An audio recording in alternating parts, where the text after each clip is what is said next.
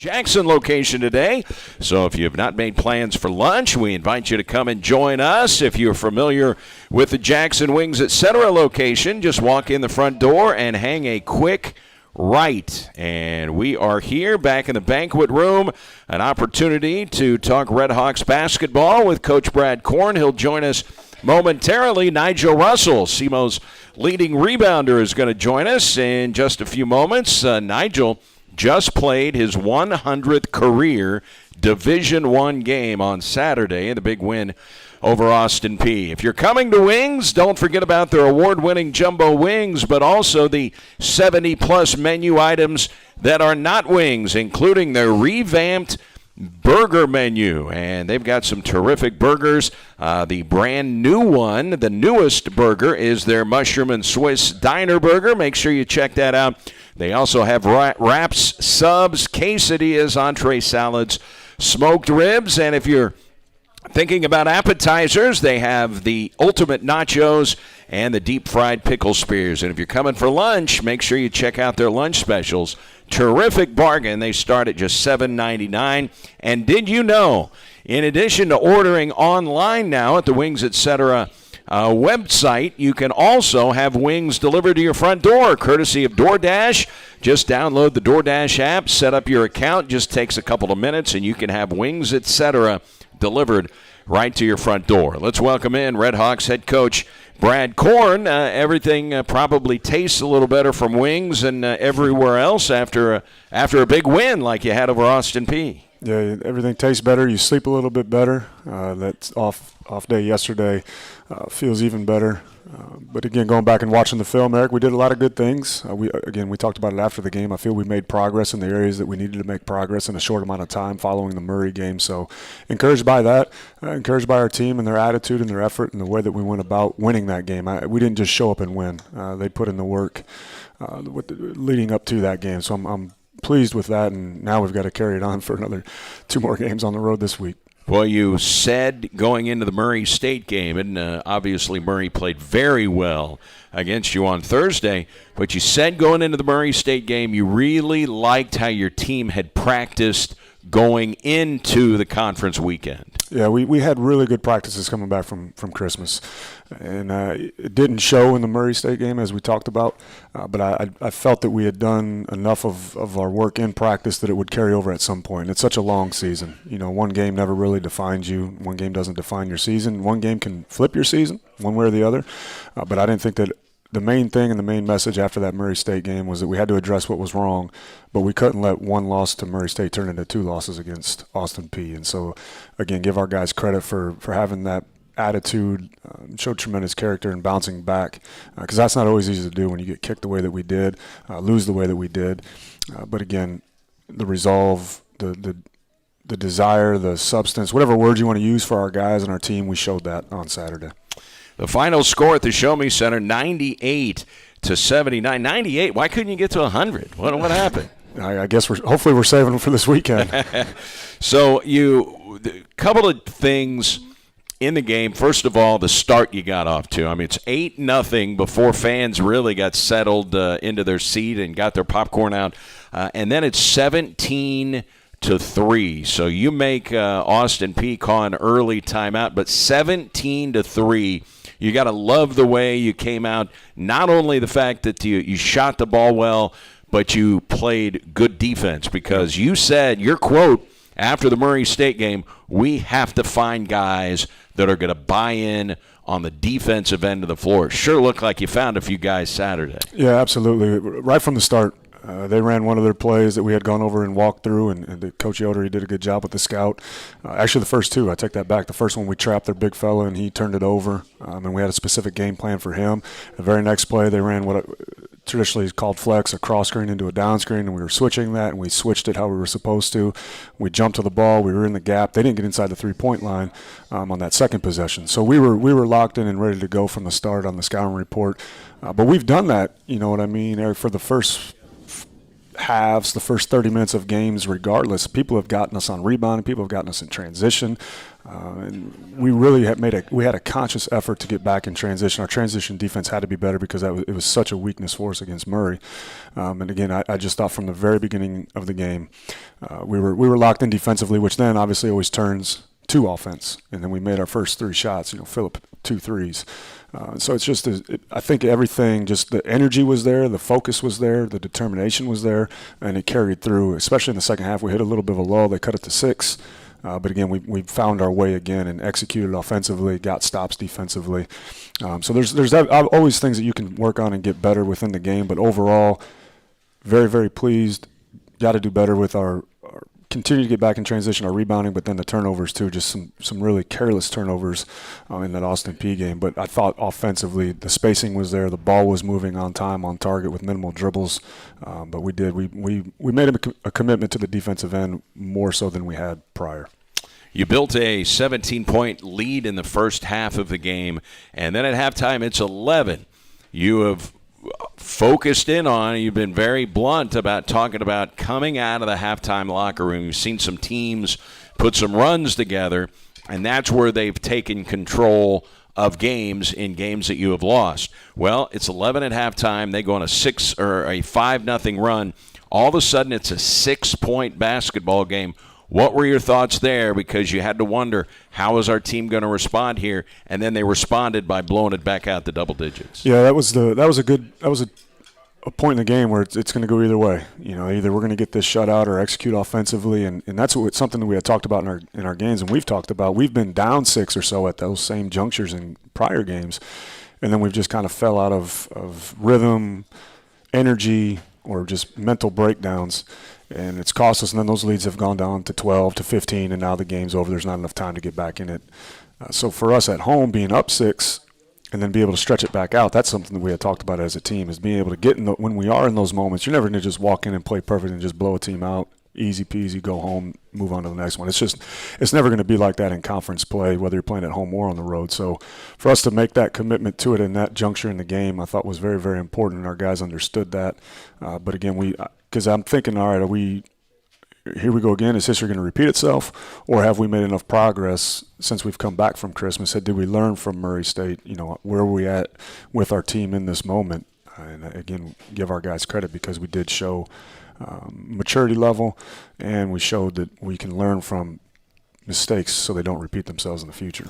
Everett Hutchins is a 6'11" freshman center, post player for them, and he came in their second leading scorer. He didn't get his first field goal until the second half, I believe. Finished 2 of 8 from the field. How did you contain him as well as you did? He got to the free throw line a little bit in the second half of the game, but Sam Thompson did a nice job on him, and Manny Patterson came in and guarded him as well. Yeah, we had a specific game plan for him.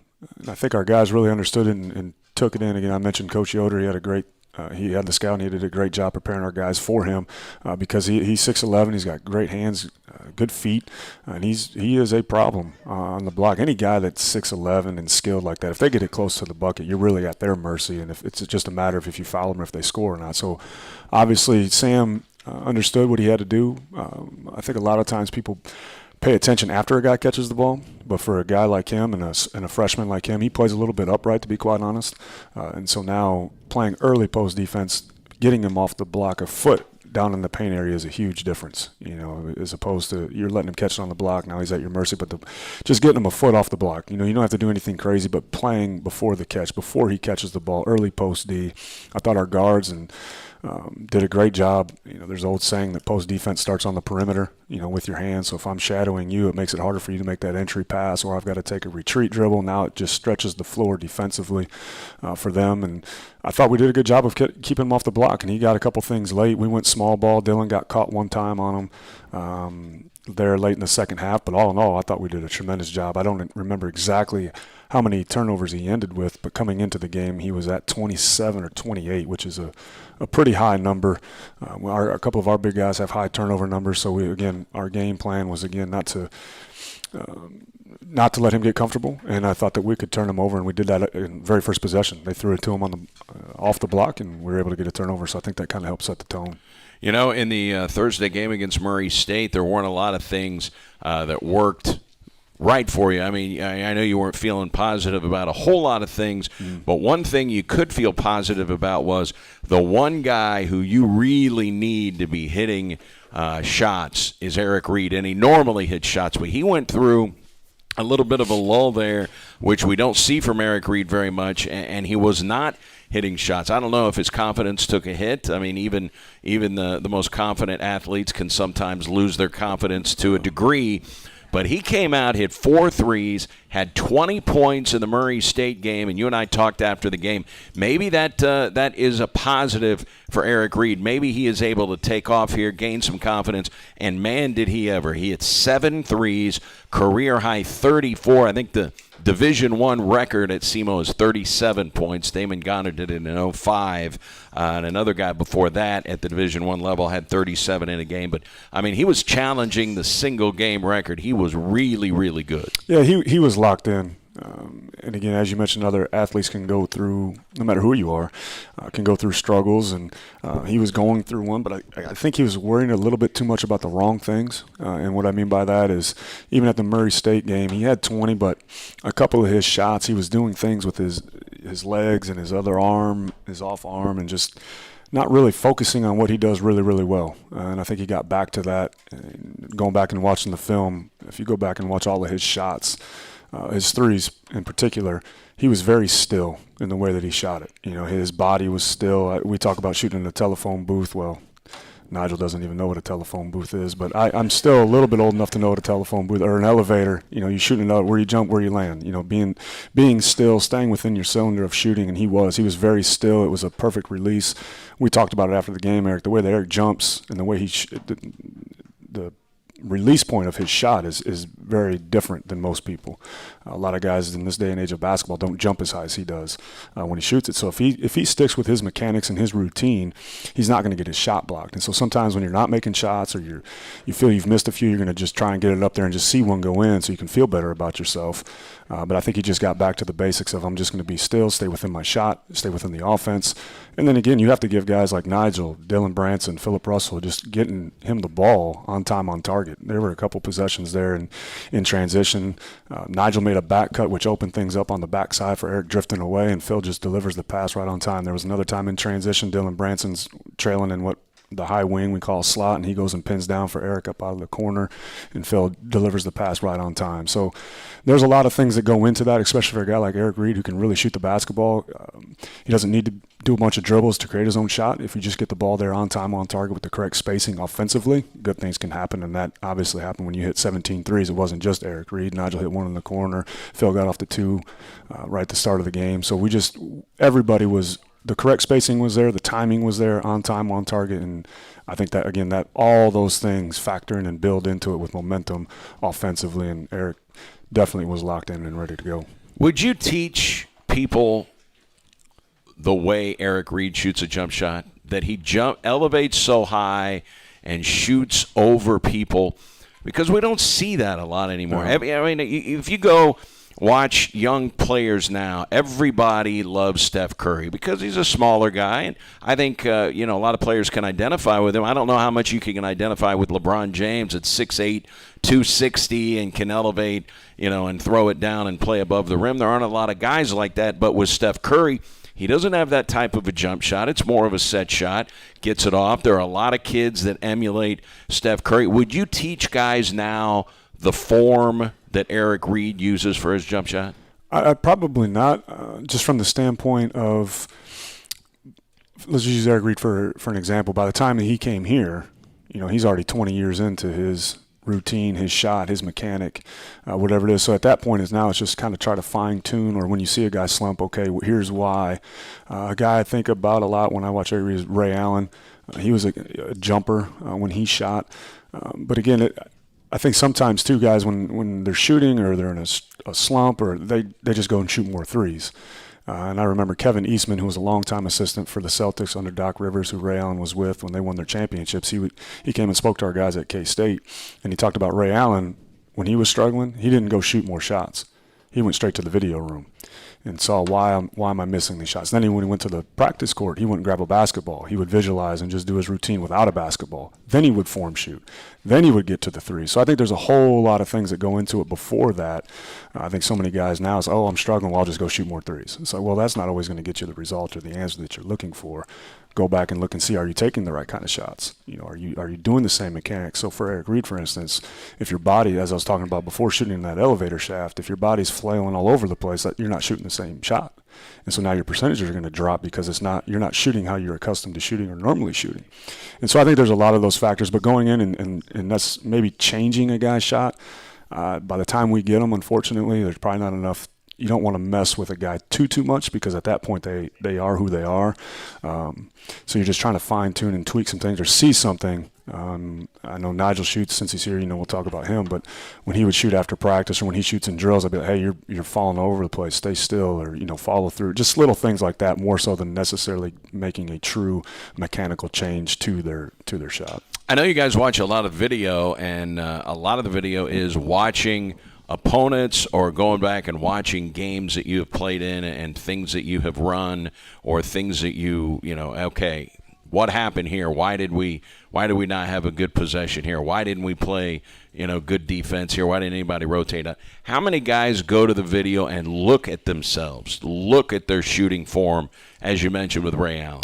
Yeah, I don't know how many guys actually come and watch necessarily the shooting form unless they're told to, but our assistants do a great job of cutting up the film, and so now we have this library. So there's a library of Nigel, there's a library of DQ, to where they come in and we encourage them and we tell them, make them, however you want to say it, come in and watch just the clips of themselves. So each game, so to your point, let's say DQ shot 10 shots. He can come in and watch, outside of Synergy, because they can all pull up Synergy or they can all watch it on their phone. But now sitting there with a coach, because you see it, obviously the coach sees it through a different type of a lens. And so now, hey, here's, as you're saying, here's what I see before the play, before you ever shot it. For instance, like DQ, Nigel, Eric, whatever the case may be, on this particular play, you ran right on top of the ball when the defender went around the screen. So now do you see when your man is trailing you got to bounce off? And so now that all those things factor into a quality shot and a high percentage shot.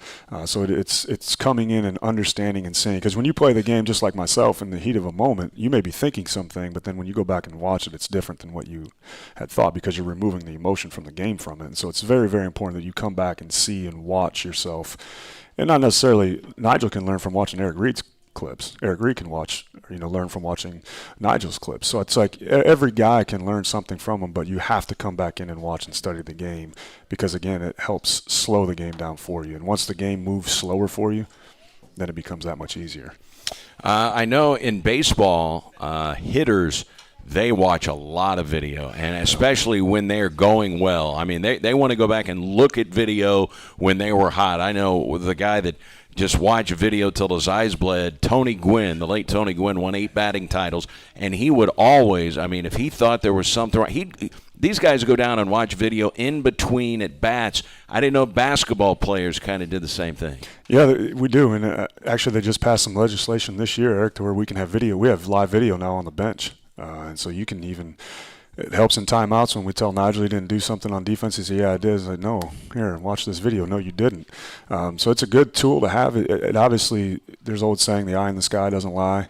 And so when you go back and watch video, it's a huge, huge tool to be able to use and teach. And again, I think it just reaffirms what you say, reaffirms the scouting report. And you can really pick up on tendencies and where guys like the basketball. All sports have gone more analytical and more video-based here in the last decade, and it's a tool that can give you an advantage. And if you don't use that, then you're really probably putting yourself behind the 8 ball a little bit. What's interesting, football is a different animal in that in high school, like let's just say Jackson football, they've had such a great run here, state championship last year. They have iPads on the sideline, and when the offense or the defense comes off, they are actually pulling, the video on the iPads, giving it to the players, and they're looking at the previous time on the field. You can't do it at the college level. They can't have iPads on the sideline for college football, but at the NFL level, they can. Now, they may change that at the college level.